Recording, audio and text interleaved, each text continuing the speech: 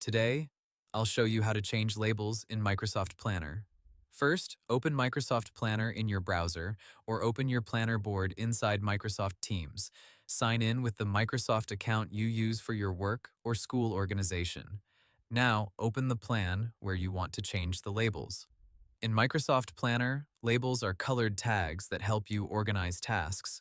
You can use them for priority, departments, task types, project stages, or anything else that helps your team understand the work faster. To change a label, click on any task card in your plan. The Task Details window will open. Look for the colored labels on the right side of the task window or near the top area, depending on your planner layout. You should see different colored label options. To add a label to the task, simply click the label you want to use. To change the label name, click the label text or look for the small edit option next to the label. Now type the new label name. For example, you can rename labels as urgent, design, waiting, client work, finance, or review. After typing the new name, press Enter or click outside the label field to save it. Once you rename a label, that new label name will apply across the whole plan. This means the same label will have the same meaning for every task in that plan. Now you can open other tasks and select the labels that match them.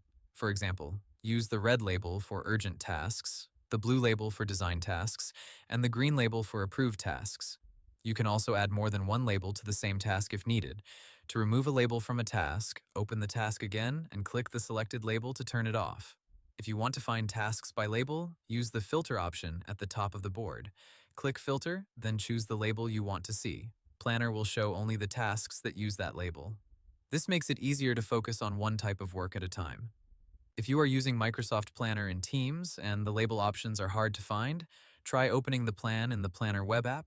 Some settings may be easier to manage there. So, to keep it simple, open a task, find the colored labels, rename the label, apply it to tasks, and use filters when you want to view tasks by label.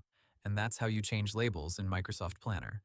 Hope the tutorial was helpful. Subscribe to my channel and see you in the next video.